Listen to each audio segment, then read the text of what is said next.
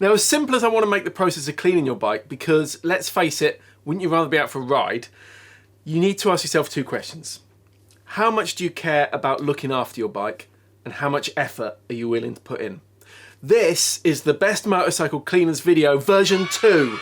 It's bigger, better, there's more tips and advice, and there's more products tested. So if you want to see why the cleaner you choose can be so important, stay tuned.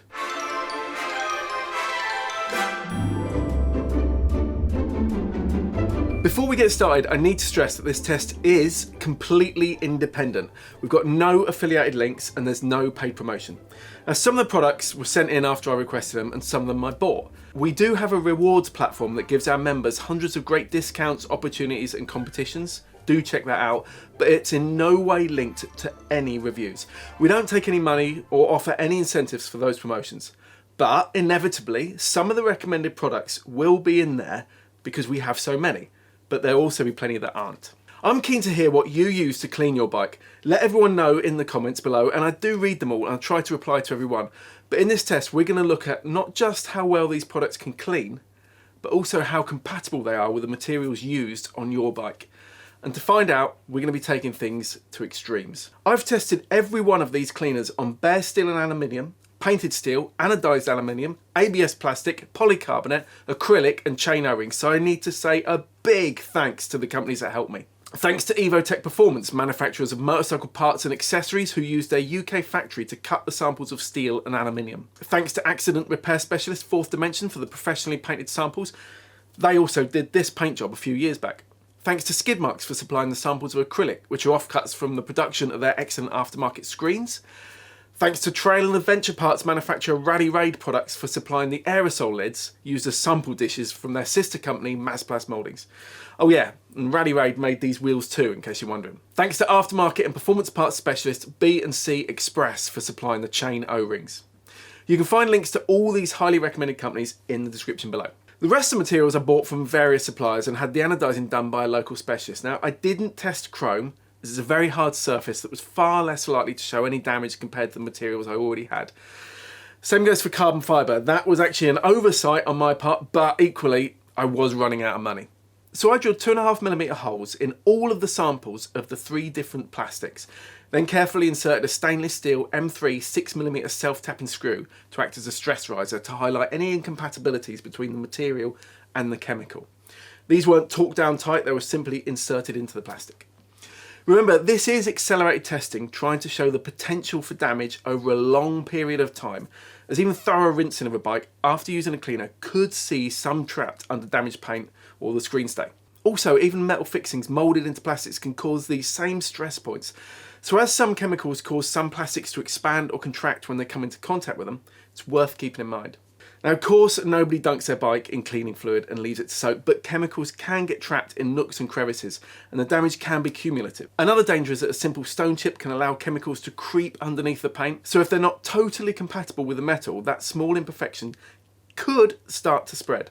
It's a similar story with plastics, where chemicals can creep around screws or behind rubber plugs and fixing points, which could lead to crazing or even cracking over time. Another example is wheel spokes. Now, moisture can creep between the threads of the spoke nipples, and with the wrong kind of chemistry present from an inappropriate cleaner, damage will occur over time. And there are plenty of bolt threads on bikes for problems to potentially occur, not to mention the swing arm pivot, bearing seats and plenty of other areas. I'm not trying to scare you into spending a fortune on specialist products, as you'll see later, but when I posted the earlier version of this test, somebody asked if I'd leave shower gel on my arm for 3 days.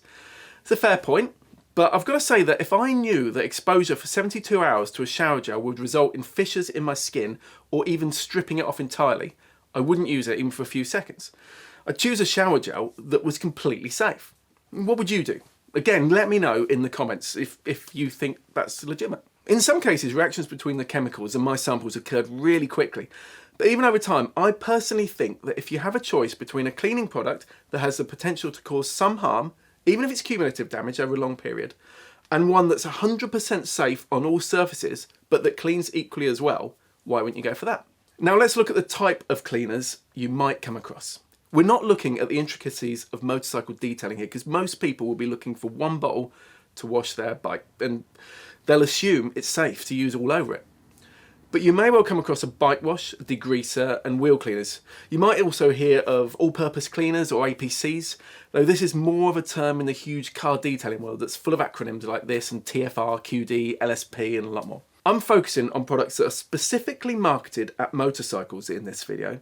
Though before making it, I did ask on our Facebook channel what everyone uses, and there are a fair few of you using other stuff, everything from products designed for cars to kitchen cleaners. And included in the 69 products that I tested are a handful of automotive and household products, but as I haven't tested a range of those, I won't go into too much detail on them. However, while many of these non-bike brands might be described as an all-purpose cleaner, cleaning a motorcycle is very different to pots and pans, kitchen worktops or large painted car surfaces. Cleaning a motorcycle involves the bodywork, but also the chassis and engine, and it's all in a very small area, so you could have vulnerable materials like polycarbonate quite close to very grotty areas that benefit from a more powerful cleaner. The polycarbonate used on some screens and headlights, as well as motorcycle visors, is crazy tough and flexible, but it doesn't take much exposure to the wrong chemicals for it to start to go brittle. It might be able to stop a bullet, but if suntan lotion can make it crack, I reckon it's worth being careful with. The point I'm trying to make is that it's very easy to use a product and find it cleans fine without appearing to do any immediate damage. You can even do a quick spot check, as many brands advise, but you wouldn't see the damage that quickly. Now, I'd expect anything called a bike wash to be totally safe on every single material used on my bike, however extreme the test.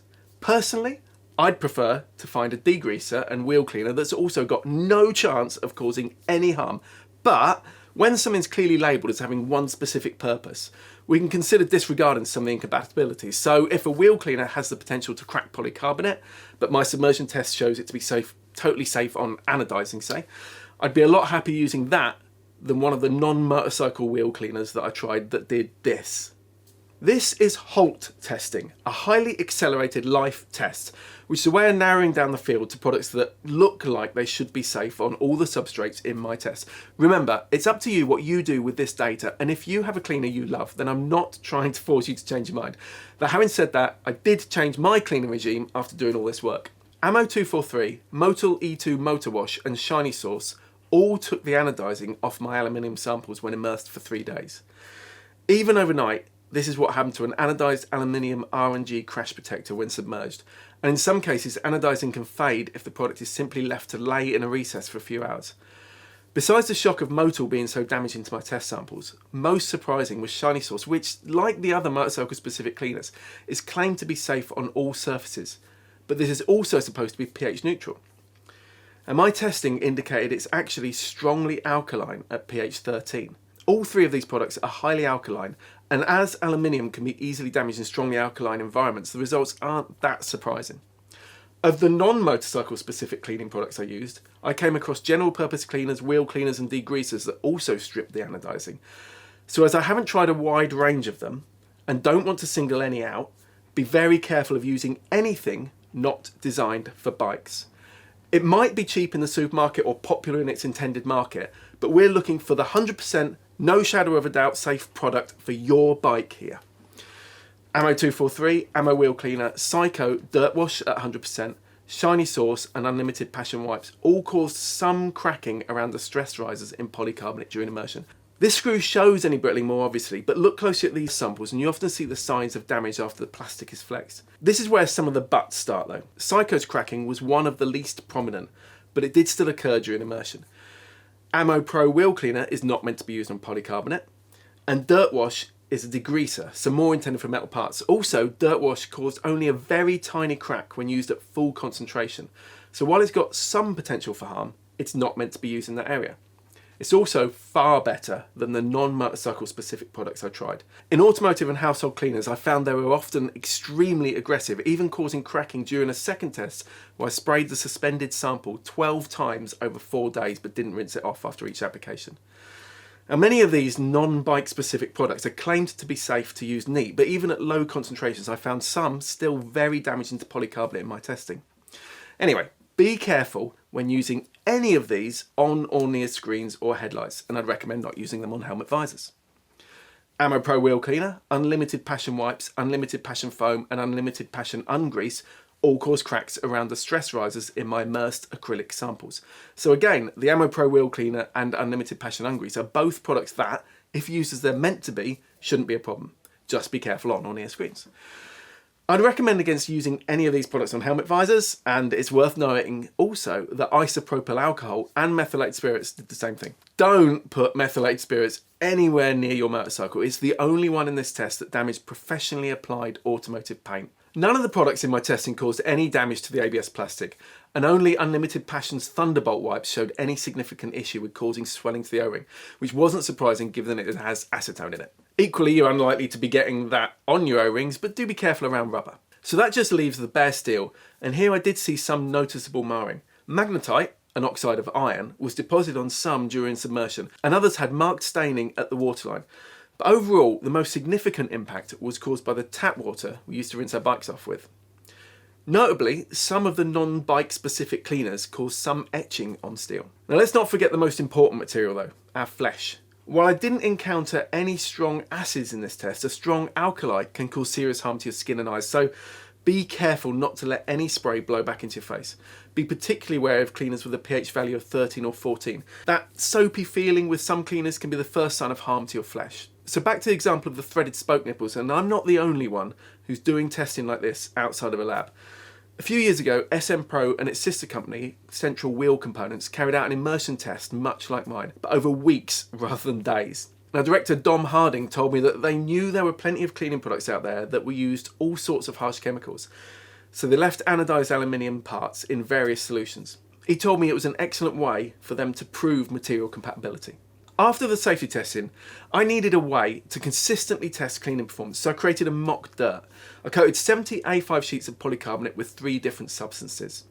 500 grams of Lith Moly grease, bought from Halfords with my 10% discount through Bennett's Rewards. Thinned down with 200 millilitres of white spirit and mixed with 1 kilogram of fine sand. 250 grams of pure oats mixed with 200 millilitres of water and 20 grams of sugar. Now this was intended to represent organic materials stuck to the surface, because I couldn't find a way to get that many dead flies. And S100 white chain lube, because I had plenty of it kicking about. I left these overnight to dry before testing, then held them at an angle of 35 degrees and used the cleaning products as the instructions said. So some require the surface to be wet first, while some don't. I then waited the time recommended on each product before rinsing them off with a fan pattern on the hose. Once the performance was noted, I applied the product again and agitated it with a brush. Now, I'd love to have done a Project Farm style video showing every step of every product, but this video would last hours. If you want to see the details of exactly how each product performed, you can read the test at Bike Social, the link's in the description. But based on them being the safest on all materials and giving the best cleaning performance, keeping in mind that the effort needed is a bit subjective, these are the products I'd recommend. Bike Care Evo Motorcycle Cleaner, Motul E7 Insect Remover, R&G Motorcycle Degreaser, S100 Total Gel Cleaner, Muc-Off Motorcycle Degreaser, Bike Care Liquid Motorcycle Cleaner, Guy Martin Proper Motorcycle Cleaner, Pro-GreenMX Bike Wash, Phoenix Bike Cleaner, Pro-GreenMX Drivetrain Cleaner, Audi Magnum Premium Washing Up Liquid, Putaline Put-Off Concentrated, Rhino Goo, Muc-Off Nanotech Motorcycle Cleaner, Chemical Guys Motorcycle Cleaner Degreaser, Unlimited Passion Red Effect Wheel Cleaner, S100 Quick Cleaner Waterless Wash, and Pro-GreenMX Pro Wipes. Special mention goes to the excellent cleaning performance of Ammo Magnum Power Cleaner, which is a fairly neutral pH of 6, but had more noticeable marring of the bare steel plate than these others. The same applies to M16 Extreme, which was a great cleaner, but just marked the steel that little more. All of these cleaners perform well and certainly proved to be a lot safer on my test samples than some of the others, and especially compared to many of the non-motorcycle specific products. I can't test every type of dirt you'll encounter, and my cleaning results are subjective, so if you have a cleaner you find works well for you, I'd suggest you stick with it, but I really would stress that what I found from this huge project was that cleaner chemistry is far more complex than it appears. So please do keep in mind the relatively delicate materials that go into your motorcycle. So what do I think are the best of those cleaners, all of which do a decent job? The most effective was S100 Total Gel Cleaner. It's expensive, but while all of them work best with some agitation, and this is no different, it does do a very good job of loosening dirt when you leave it to dwell. That means it requires minimal effort to get the bike properly clean with a brush, and as it was the most effective with no agitation, if your machine's not too grubby, you can just spray it on, leave it for 10 to 20 minutes, then rinse it off without even having to wipe it dry. It was the best no-touch motorcycle cleaner, but even buying a £67.90 5 litre bottle, it works out at £13.58 a litre, and you won't get a showroom finish unless you work that brush on the really dirty areas. Buying in bulk can make a big difference with some of these products. 5 litres of Pro-GreenMX drivetrain cleaner works out at £6 a litre. 5 litres of Motul Put-Off works out at £5.58 a litre. Ammo Magnum Power Cleaner costs £25.95 for 5 litres, so works out at £5.19 a litre. 5 litres of M16 Extreme costs £20.98, so works out at £4.20 a litre. 5 litres of Pro-GreenMX Bike Wash works out at £2.30 a litre as it's concentrated. Buy 25 litres and it's just £1.60 a litre. And 1 litre of Phoenix concentrate makes up to 11 litres of the ready-to-use that I tested, so works out only £1.09 a litre. The best performing waterless wash again went to S100 and its quick cleaner. Now I wouldn't recommend waterless cleaners on anything but very light dirt, as they rely on using a microfiber cloth to wipe them clean. Now the idea of these cleaners is that they encapsulate the dirt, they encapsulate the contaminants to help float them off, and the microfiber can trap some of that grime, but you still need to be careful on soft surfaces like your screens. But S100 had very good material safety and also created good water beading on a painted surface after its use. Just don't expect the deep shine you'll get from a coat of wax like Colonite, but Unlimited Passion's Addict Waterless Cleaner also did pretty well with beading. The Unlimited Passion Thunderbolt wipes are very effective, and while they can damage some materials, the risk is lower than liquid products as it's less likely to run into nooks and crannies. I'd still be very careful around polycarbonate and acrylic, and while they can be folded multiple times to get the maximum use out of them, they are pricey. But the Pro-GreenMX Pro Wipes that I've now also tried were a real surprise, as they proved completely safe on all materials. They're also excellent at removing grease, and they work out at just 10p a wipe. They're also the only wipes I'd be confident using on a visor, as they're proved safe on polycarbonate and acrylic, but the best way to get flies off, I think, is to soak them with a paper towel, then let them float off, and that's what I do on my bike screen as well. Finally, paraffin is very cheap and very effective, but it leaves a bit of an oily residue. You can wipe that off, but I just use it on greasy parts, and like most motorcycle manufacturers, I'd thoroughly recommend it for cleaning your chain. But there has to be a best buy, so I'm going to look at only products that my testing indicated were relatively pH neutral, so I'm taking out anything that isn't between pH 6 and 8. Having had plenty of cleaning products spray into my eyes when cleaning the bike in the garden, I think it's important. And when we look at products that my Holt testing indicated were safe on these materials, that the pH values show should be relatively kind to your skin, and that did a decent job of cleaning, Pro-GreenMX Bike Wash stands out as having the potential to offer outstanding value for money when bought in bulk. Almost all of the liquid cleaners cause some lightening of the bare aluminium, and this was fairly consistent across them all, but it is best to ensure that where there's bare aluminium on a bike, you pay extra attention to rinsing.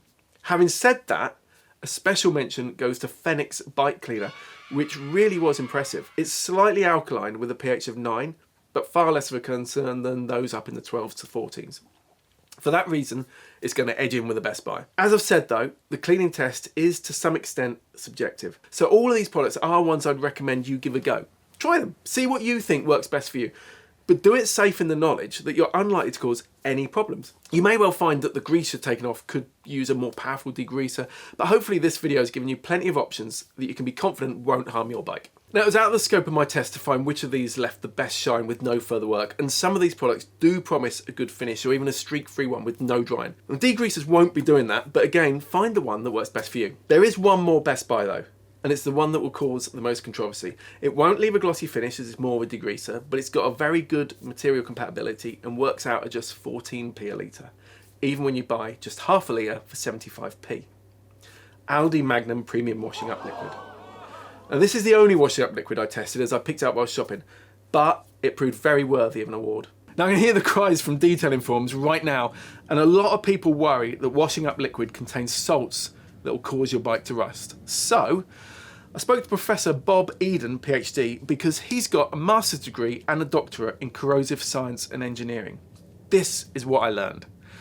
Now, the term salts covers a very wide range of anions that dissolve in water. And while washing up liquid does contain a salt, it's an active ingredient that shouldn't be confused with road salt.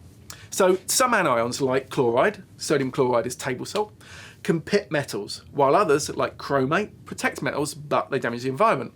Others, like anionic surfactants, will degrease metals. Now, an anionic surfactant is a chemical that will dissolve both in water and in oil and grease. And when these surfactants dissolve in water and come into contact with oil, the surfactant anion spontaneously forms zillions of imperceptibly small bags containing that oil, which is now dissolved inside the bag. And since the outside of the bag dissolves in water without the bag breaking open, the oil is washed away through rinsing. That's how cleaning works. The issue regarding corrosion is the chloride bit of a salt. In chloride nests at the base of a corrosion pit, the chloride exists as hydrogen chloride, which in damp conditions creates a solution of dilute hydrochloric acid, and it's this acid that does the damage. You need to avoid chloride from any and all sources, for instance road grit and seawater, but not washing up liquid. There's nothing in washing up liquid that will exacerbate corrosion. There's no sodium chloride salt to worry about. But forum experts claim that salt is used as a thickening agent. So I asked Dr. Bob if, while the active ingredients of dish soap don't contain salt, could it be in there as a thickener? I'd be surprised if it did contain sodium chloride, he told me, because that would leave dull deposits on glass. Then he told me how to prove it, through electrolysis. Now, if chlorine gas is released during electrolysis, there's chloride in the product. So using 2mm graphite clutch pencil leads, I put 12 volts through the washing up liquid when neat, and then when it was diluted to 10%.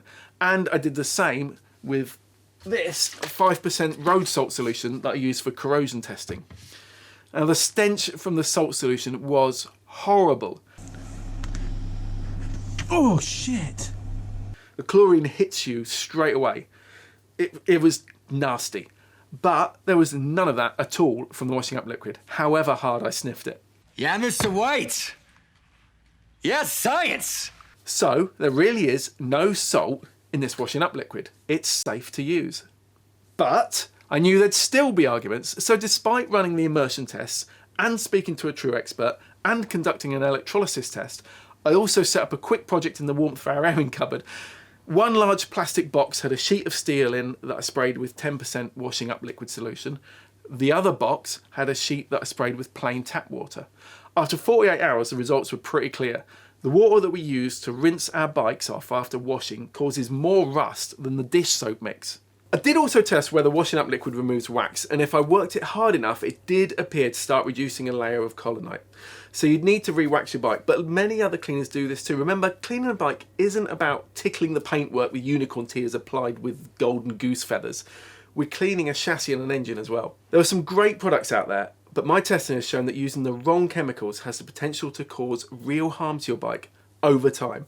And given how cheap some of these safe cleaners have proven to be, surely there's no reason to try to find any hacks. So how to wash your bike quickly and easy? Because I'm happy putting a little extra effort in, and to prove a point, I washed my Grom here with Aldi's Magnum washing up liquid after riding it on green lanes. I soaked it with a hose.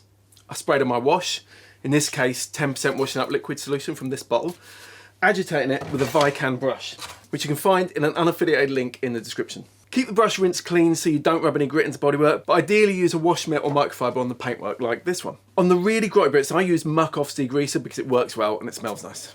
I rinsed it, then dried it with a microfiber drying towel. I also use this Brawl dryer to get the moisture out of the nooks and crannies. Blow it across the controls to draw the water out of the switchgear rather than blast it in. You could also use a dog dryer, though these don't tend to have the protection circuits that make them a bit safer to use around garden hoses, and those Brawl dryers have evolved quite a lot since the old one I've been using here. Then I sprayed everything but the wheels, tyres, brakes and bodywork with XCP Rust Blocker Clear Coat, which is an excellent protectant. Wipe any excess off, then use the same cloth to wipe over your unpainted black plastic. It looks great. And finally, I put a coat of colonite on. Now I enjoy the process of cleaning my bike and like the fact that the extra effort gets me looking at all the details, potentially spotting any problems early. If you do want to take a bit more time, you can use a microfiber wash mitt on the bodywork with a bike wash rather than something that's more of a degreaser. On matte paints, you need to be extra careful to avoid scratches, as of course they can't be polished out. Also, avoid getting corrosion protectants on them, as they can leave the surface looking patchy until it's thoroughly cleaned again. Now I haven't tested this, but Autoglym says that its fast glass polish is useful for spot cleaning matte finishes, as it's very fluid. And there are lots of polishes designed for matte paints. Most of the cleaners here will be fine, as long as you're careful with how you apply them. So I'd go for a wash mitt especially on matte paint rather than a brush. And make sure you use the final finishes like polishes or wax that are designed for matte paint. It pays to know the difference between a polish and a wax. A polish is typically designed to prepare a surface before the final wax is put on. I used to use Autoglim's Super Resin Polish on my red Mark II Escort, and it looked great for a few weeks but soon faded. If I'd put a wax on it, it would have looked even better straight away and stayed looking great. And I tend to clean the end of my exhaust with the same cleaner I do my bike with, but make sure it's cooled down first, and I do use a bung to stop water running down there. Now this header pipe came up fine with some white vinegar, but a lot of people use toilet cleaners on the downpipes, which can have 9% hydrochloric acid in them. And these will definitely make the headers look better, but as they're designed to cling to the loo, there's a real chance it won't be rinsed away fully, and then it'll just merrily eat its way through the metal. Could also dull the metal and stain any aluminium it gets splashed onto. Now I haven't tested any exhaust cleaners, but Dr. Downpipe is one example of a product designed for the job. It's milder and takes more agitation, but carries fewer risks. Another option is this rust remover from Pro-GreenMX. I will be reviewing that soon, but it's claimed to include corrosion inhibitors. Still, anything that can eat through rust needs to be aggressive, and that's strongly acidic at pH 1 to 2 when I checked it, so wear gloves and take care. You shouldn't leave it on for more than 10 minutes, and you should wipe it down before rinsing it thoroughly to be sure none of it splashes on any of the other areas of your bike while you spray it. And when it comes to cleaning chains, there are a selection of great degreasers here, but some, like Pro-Green's drivetrain cleaner, are designed as a penetrant. So take care, as you don't want to wash the factory grease out of the chain. Paraffin's cheap, but I will be testing chain cleaners down the line, so make sure you subscribe to catch that and the new corrosion test and the massive chain loops test that's almost ready. Anyway, here's what I learned from what has proven to be an epic test. Don't assume an all-purpose cleaner is safe for all the materials on your bike. For a decent clean, everything needs agitating with a brush, and you don't have to spend a fortune to get a really great finish.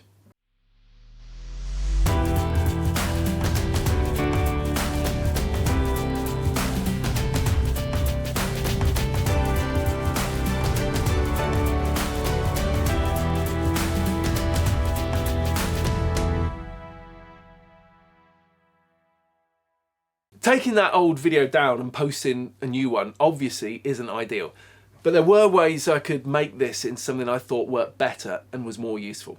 I'm gutted though that I lost some of the really fantastic comments that so many of you left. I really do want to say a big thanks to you all, as I do try and read and reply to every comment, and they really do mean a lot. Now, Bike Care Evo Gel did drop out of being a best buy in this re-edit of the test. It's still great, but the value offered by some of the others, especially after taking the opportunity to include brands that I'd missed before, and the high alkalinity of it, just made me decide to leave it for the recommendeds. And I'm still using up what I've got left, so it's still very good. There's nothing's changed there, nothing's changed in the way the test has been done, but that's why there was a slight shift in that result. If you did watch the previous video, hopefully you found this one even more useful. If you have time, I'd really appreciate it if you'd leave a comment in the description. And while I've got a lot of tests lined up, do let me know if there's anything else you'd like me to look at in the future. If you haven't liked this, make sure you hit that dislike button twice. Cheers.